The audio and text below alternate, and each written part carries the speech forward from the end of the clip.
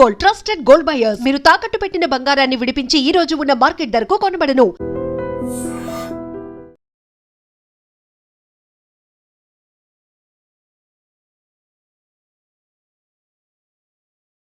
తుని మండలం సిహెచ్ అగ్రహారంలో 6 రోజుల క్రితం 3 సంవత్సరాల చిన్న పాప జాహ్నవి కనిపించకుండా పోయింది. ఆ కుటుంబ సభ్యులు తల్లడిల్లిపోతా ఉన్నారు. అసలు మా పాప ఏమైంది, ఇన్ని రోజులైనా ఎందుకు కనిపించడం లేదని చెప్పి గుండెలు బాదుకుంటూ రోధిస్తూ ఉన్నారు. పోలీసులు వెతుకుతా ఉన్నారు. ఇంతవరకు కనీసం ఒక్క క్లూ కూడా దొరకలేదు. ప్రస్తుతం పాప తల్లితో నేనున్నాను. ఆమె ఇంట్లో నేను ఉన్నాను. 6 రోజులుగా ఆమె ఏడుస్తూనే ఉంది. అసలు ఎందుకు తప్పిపోయింది, ఆ తప్పిపోయే రోజు అసలు ఏం జరిగింది, తల్లి మాటల్లోనే మనం తెలుసుకునే ప్రయత్నం చేద్దాం. అమ్మా, మీ పేరమ్మా? శంకర్ భవాని. అసలు ఏం జరిగిందమ్మా? ఉదయం 11:30కి అట్లా నడుచుకుంటూ వెళ్తుందని చెప్పేసి తెలిసింది. ఆ టైంలో మీరు ఎక్కడున్నారు, ఏం జరిగింది అప్పుడు? అదే శనివారం ఏదైతే జరిగిందో అదే శనివారం ఉదయం వరకు పాప మాతనే ఉంది సార్.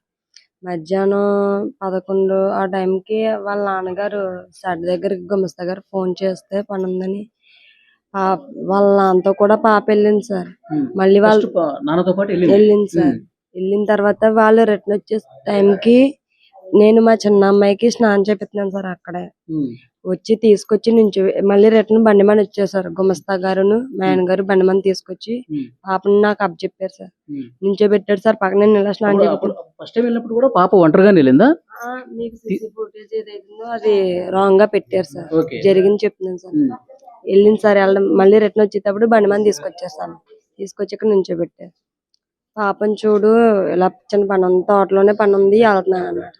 మళ్ళీ వాళ్ళ నాన్న వదలలేక మళ్ళీ ముందుకెళ్ళింది సార్. అక్కడ వరకు వెళ్ళింది. అక్కడ మళ్ళీ రిటర్న్ తీసుకొచ్చి మళ్ళీ నా దగ్గర నుంచో పెట్టాడు. 2 సార్లు ఇంట్లో వదిలిపెట్టి వెళ్ళారు. ఇక్కడే సార్ ఈ పక్కన. అంటే అంతలోకి నేను చిన్న అమ్మాయికి స్నానం చేపించి నుంచున్నాను. వాళ్ళ నాన్న బండి మీద వెళ్ళిపోయాడు సార్. ఇలాగే వెళ్ళాడు. ఆ అమ్మాయి ఏడుస్తుంది సార్. మీరు సిసి ఫుటేజ్ లో చూసుంటారు. నేను అమ్మాయిని పట్టుకున్న తర్వాత అప్పుడే ఈ అమ్మాయి చిన్న అమ్మాయి ఏడ్చింది, పెద్ద అమ్మాయి ఆ టైంలో ఏడ్చింది. ఇంక పెద్ద అమ్మాయి అలవాటే కదా ఇదంతా ఎప్పటిలాగే ఇక్కడ ఆడుకుంటుంది అనుకున్న టైంలో పాపని తను అలా వదిలేసి పెద్ద అమ్మాయిని చిన్న అమ్మాయిని లోనకి తీసుకెళ్లి పాలు పట్టి డ్రెస్సింగ్ చేశాను సార్. మళ్ళీ వచ్చి ఒకసారి బయటకు వచ్చి చూసాను, పాప కనిపించలేదు. ఇక్కడ ఎక్కడైనా ఆడుకుంటుందేమో, లేదంటే నా దగ్గర ఆడుకుంటుందేమో. ఎప్పుడు ఇలాగే కదా ఉంటుంది, రోజు జరిగేది అదే సార్. ఏదైనా ఎప్పుడైనా వచ్చి వెళ్ళిపోయాడు కదా వాళ్ళ డాడీ, బండి మీద వెళ్ళిపోయాడు కదా. ఇక్కడ మామిడి చెట్టు ఉంటుంది సార్, అక్కడికి వెళ్ళిపోయి పాప ఆడుకుంటా సార్. వాళ్ళ డాడీ కొంచెం దూరంలో వెళ్ళి ఆడుకుంటా సార్. ఈ చుట్టుపక్కల ఆడుకుంటుంది కదా అన్న ఇదిలోండి ఈ అమ్మాయి ఆడటంతో ఈ అమ్మాయి దగ్గర ఉండిపోయింది సార్. లోన ఆడుకొని ఇంటికి వచ్చేస్తుంది కదా, తనకేమైపోద్ది. ఎప్పుడు ఇలాంటి ముందు కూడా అట్లా వెళ్ళి ఆడుకుని వచ్చేసేది. ఆ షెడ్ వరకు వెళ్ళి సార్ తను ఒక్కరితో వెళ్ళిపోయేది. మళ్ళీ రిటర్న్ వచ్చేసి సార్. కన్న ధైర్యంతో నేను లోన్ చూసుకుంటున్నాను. మా ఆయన గారు వాళ్ళ పిన్ని గారు ఇంటి దగ్గర చిన్న దొడ్డుగుల్లో పెట్టాడు సార్. తెల్లవారుజామున పెట్టాడు సార్. మార్నింగ్ లేసి ఇక్కడికి వచ్చేసాడు సార్. ఇక్కడికి వచ్చేసి ఆ రోజు మార్నింగ్ నుంచి ఉదయం నుంచి సాయంత్రం వరకు తోటలో పనిచేశాడు సార్. నైట్ 9:30-10 ఆ టైంలో తోటలో పనిచేసి బోర్లు కోయడానికి జనాలు వస్తే వాళ్ళ దగ్గర నుంచి ఇంటికి వచ్చేసి కూర్చున్నాడు సార్. ఫ్రెష్ అవుదామని వాళ్ళు వాళ్ళ కారు మీద ఒక 5-6 వచ్చి మా ఆయన్ని కొట్టి కాలర్ పట్టుకుని తీసుకెళ్లారంట సార్. కొట్టారు సార్. కొట్టారంట. కారు నేను తీసుకొచ్చి మీకు అప్ చెప్పేస్తాను ఉండండి అన్నాడంట సార్. ఒప్పుకోలేదండి సార్. కారు ఎక్కడ ఉందో మాకు చూపించన్నారు సార్. చూపించండి పలానా ఆ దొడ్డుగుల్లో తీసుకెళ్లాడు సార్ మా ఆయన. మా వాళ్ళ కారులో మా ఆయన గారిని తీసుకెళ్లాడు సార్. అక్కడ పలానా ప్లేస్ లో మా ఆయన కారు ఉందని చెప్పాడంట సార్. చూసి అవతల వాళ్ళు 3 దిగారంట సార్ కారు కోసం, మా కారు కోసం. మా ఆయన ఫోన్ స్విచ్ ఆఫ్ చేస్తారంట. చేసేసిన తర్వాత సరికి ఒక పక్కన ఉండి మా ఆయన్ని నొక్కేశారంట సార్. బయటికి నోరెట్టడానికి లేదంట. అవతల వాళ్ళు ఎవరైతే 3 దిగారో అందులో కారు ఎట్టుకెళ్ళిపోయితే అప్పుడు 2 వెళ్ళిపోయారు, ఒకడు దొరికేశాడు సార్. దొరికే కానీ 4 తన్ని నక్కబిల్ స్టేషన్ కి అప్ చెప్తే ఇలా జరిగింది, మీ కారు తెలియపోను, మీ అబ్బాయి తెలియపోను, నేను దొరికడం వల్ల మీకు తెలిసింది, లేదంటే ఛాన్స్ లేదు మీరు దొరకడానికి అని చెప్పాడు సార్. ఏదైతే మనకు దొరికిపోయాడు అతను. ఊళ్ళో ఒక అతను పాపని పింఛన్ గోరని తోటకు సంబంధించిన కొండవారిని చూశాడంట. ఆయన చూసి పాప దగ్గరికి వెళ్తే కుక్క వెళ్ళనివ్వలేదు, దగ్గరికి రానివ్వలేదంట. అతను వెళ్ళి ఊళ్ళోకి అన్నితో చెప్తే అవన్నీ ఎదుక్కుంటూ వచ్చి నాతో చెప్పాడు సార్, మీ పెద్ద అమ్మాయి ఎక్కడ ఉంది? ఉమ్, నా దగ్గర లేదని వాళ్ళ నాన్న దగ్గర ఉంది అన్నాను. ఉమ్, అంటే ఒకసారి ఫోన్ చేసి కనుక్కో అన్నాడు. ఉమ్, అంటే నువ్వే చేయి, బ్యాలెన్స్ లేదు అని నెంబర్ చెప్పాను. ఉమ్, నెంబర్ చెప్తే చేసి కనుక్కున్నారు. లేదు నా దగ్గర లేదు, వాళ్ళ అమ్మ దగ్గర ఉంది, ఇంటికాడే ఉందని మా ఆయన గారు చెప్పారు. ఉమ్, ఏమైందని అంటే ఇలా చెప్పాడు సార్, మీ పాప అక్కడ కనిపించిందంట, ఉమ్, ఇలా నాకు పలానా వ్యక్తి చెప్పాడని చెప్పాడు సార్. అని మరి నువ్వు వెళ్ళి చూసి రాలేకపోయావా, వెళ్ళి తీసుకొచ్చేలేకపోయావు అంటే నాకు కనిపించలేదు చెల్లి అన్నాడు. ఉమ్, సరే అయితే అని మా ఆయన ఇంటికి వచ్చేసాడు. ఫోన్ చేసిన వెంటనే కనిపించలేదని. కానీ మేమేమో అనుకున్నాం అంటే ఎండకు కదా ఒకలా ఆడుకొని ఎక్కడన్నా నిద్ర అయిపోయిందేమో అని, వీళ్ళు ఇలా ఎక్కడైతే చూసానన్నారో అక్కడ మొత్తం నేను వాళ్ళని ఎదికారు, నేను ఇటు పక్కన ఎదికాను. ఉమ్, కనిపించలేదు సార్. ఉమ్. అప్పుడు కుక్క కూడా ఉంది కదా, మీరు పెంచుకునే కుక్క కూడా పాపతో పాటు ఉంది. అప్పుడు కుక్క కూడా లేదు. లేదు సార్, ఇద్దరు వెళ్ళారు. ఉమ్, ఇద్దరు ఒక దగ్గరే ఉన్నారు. మరి ఏమైందో తెలియదు. అప్పుడు ఇలా కనిపించలేదు అనగానే ఊళ్ళో వాళ్ళు వెంటనే వచ్చి వాళ్ళు నెతకడం, తోటంతా నెతకడం, ప్రతి దగ్గర చోట కొండంతా నెతకడం ఎక్కడా కనిపించలేదు. ఉమ్, సాయంత్రం చేసి డిపార్ట్మెంట్ కి. ఇప్పుడు సాయంత్రం వరకు మీరే ఎత్తికారు, పోలీసులకు చెప్పలా? ఎందుకంటే సార్ బయటికి వెళ్ళి ఛాన్స్ లేదు సార్. అమ్మాయి అయితే ఉమ్, తోటలోనే తిరిగి ఎక్కడైనా నిద్ర అయిపోయిందేమో, లేదంటే ఎండకి ఎక్కడైనా కూర్చుండిపోయిందేమో అన్న ఆశతో మేము ఎతికేసుకున్నాం సార్. కనిపించలేదు. మన వల్ల ఇలా లేదని డిపార్ట్మెంట్ కి ఎఫ్ఐఆర్ ఫైల్ చేసింది. ఉమ్, వెంటనే రెస్పాన్స్ ఇచ్చారు. ఉమ్, వాళ్ళు ఆ రోజు నైట్ మళ్ళీ తెల్లవారుజామున దాకా, ఆదివారం తెల్లవారుజామున దాకా డ్రోన్లని, ఫారెస్ట్ వాళ్ళని, డిపార్ట్మెంట్ అని అలా చెక్ చేస్తూనే అలా గాలిస్తూనే ఉన్నారు సార్. ఉమ్, తోట మొత్తం తిరిగేసారు, కొండ మొత్తం తిరిగేసారు, నైట్ టైమే సార్. ఉమ్. కానీ ఎక్కడా కనిపించలేదు పాప అయితే. అరే అసలు ఎట్లా మాయమైపోయింది ఎవరికి అర్థం కావట్లా? అర్థం కాలేదు. ఎవరు కొన్నారు మాకే అర్థం కాలేదు సార్. ఉమ్, ఎవరి మీదైనా అనుమానం పడ్డానికి కూడా ఛాన్స్ లేకుండా పోయింది. ఉమ్. మీరు ఏదో గతంలో కారు విషయంలో మీతో కొంతమంది గొడవ పడ్డారు, గోల్ చేశారని చెప్పి అన్నారు కదా, వాళ్ళెవరు? వాళ్ళ మీద ఏమన్నా ఇన్వెస్టిగేషన్ జరుగుతుందా? జరుగుతుంది సార్, వాళ్ళ మీద కూడా జరుగుతుంది. కానీ ఇటు సైడ్ నుంచి వాళ్ళ నుంచి కూడా ఏమీ తెలియలేదు అన్నారు.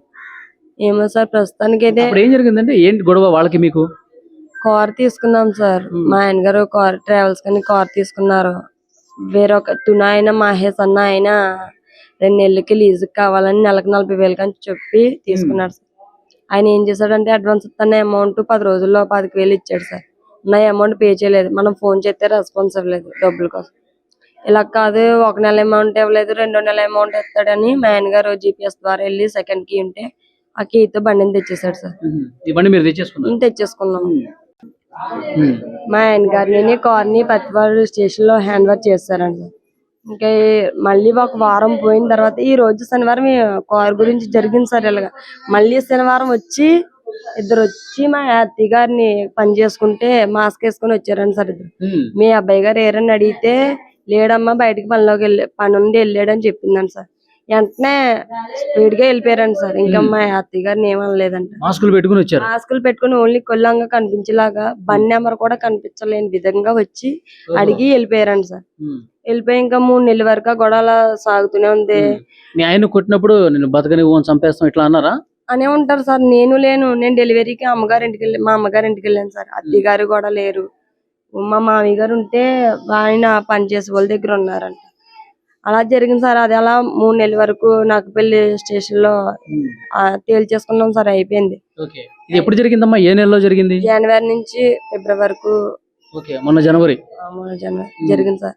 ఇంక ఈ మధ్యలో ఇదైతే జరిగిపోయిందో ఇంకా వాళ్ళకి మనకి ఇంకే గొడవలు లేవు సార్. ఇదంతా పోలీసులకు చెప్పారా మీరు?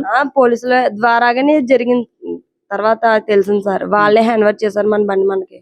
తర్వాత ఇది అట్లా కాదు, ఇప్పుడు పాప తప్పిపోయింది కదా, ఇప్పుడు ఈ విషయాలన్నీ చెప్పారా? చెప్పాను సార్. వెంటనే వాళ్ళకి చెప్పాను, ఎవరి మీద అనుమానం ఉందంటే ఇలా జరిగింది సార్ అని వెంటనే వాళ్ళకి చెప్పాను.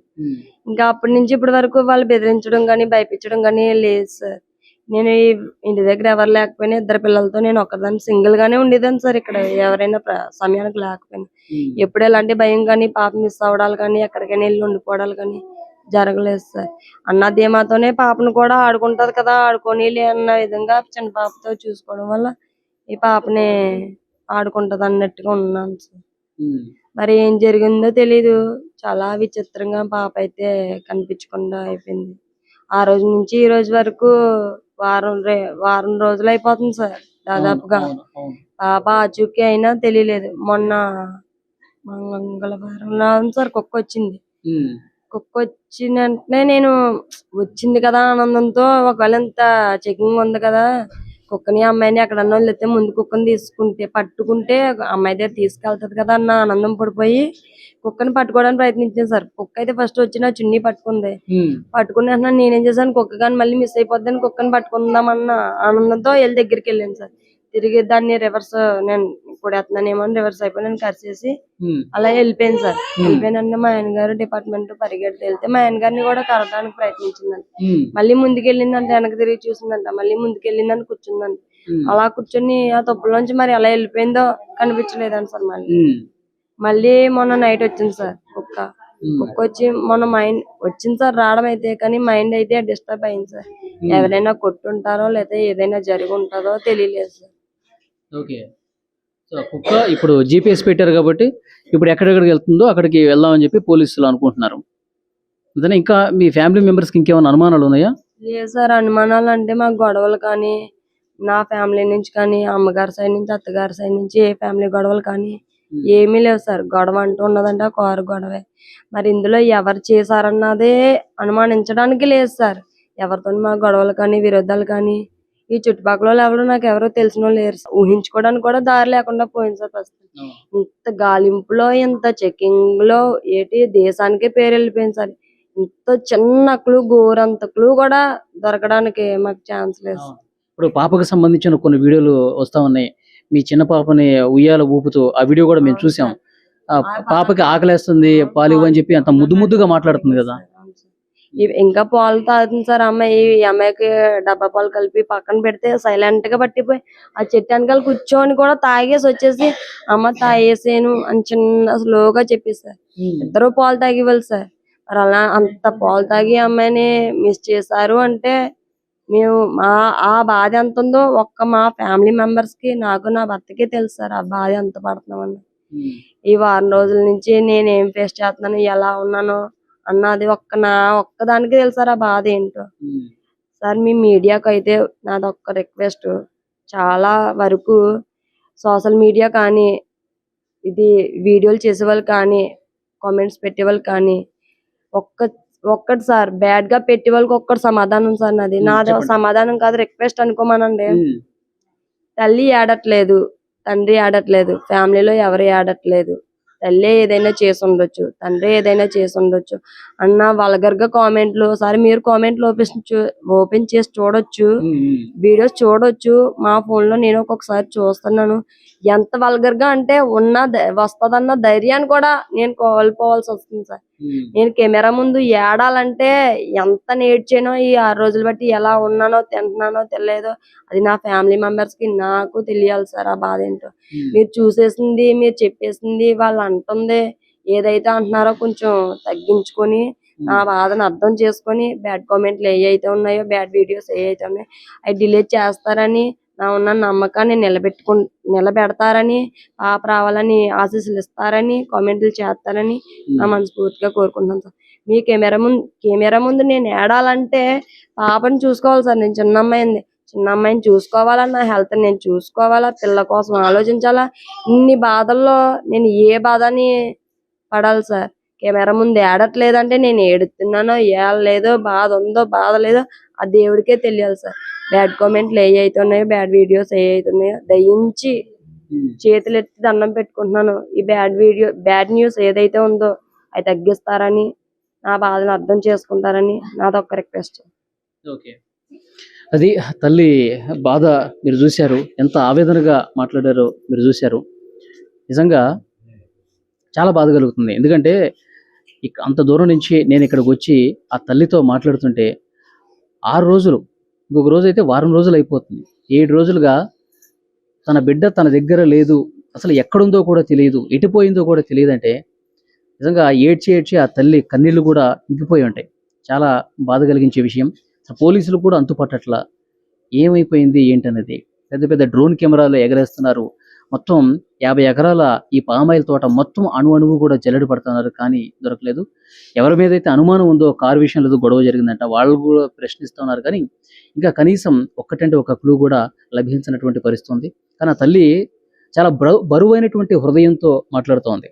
నాకెంత బాధ ఉన్నా కొంతమంది పనిగట్టుకుని దుష్ప్రచారం చేస్తూ ఉన్నారు. తల్లి ఏడవట్లేదంటే తల్లి ఏదో చేసి ఉంటుందని చెప్పి అని ప్రచారం చేస్తూ ఉన్నారు. దయచేసి అట్లా చేయకండి. అవసరమైతే ఇక్కడికి వచ్చి ఏదన్నా పోలీసులకి మాకేదన్నా హెల్ప్ చేసి పాపను త్వరగా వచ్చే విధంగా ప్రయత్నం చేయండి. కానీ ఈ విధంగా ఇంకా మా నమ్మకాన్ని, మా భరోసాని కొంగదీసే విధంగా దయచేసి బ్యాడ్ కామెంట్స్ మాత్రం, బ్యాడ్ వీడియోలు మాత్రం చేయొద్దని చెప్పి ఆ తల్లి రిక్వెస్ట్ చేస్తుంది. సో పోలీసులతో ఇంతకుముందు నేను మాట్లాడాను. వాళ్ళు తీవ్రంగా ప్రయత్నం చేస్తున్నారు. పాప ఫోటోని ఆ కుక్కకి కూడా చూపించి ఆ కుక్కని తోటలోకి పంపించే ప్రయత్నం కూడా చేస్తున్నారు. ఆ పాప సేఫ్గా తిరిగి రావాలని మనస్ఫూర్తిగా కోరుకుందాం.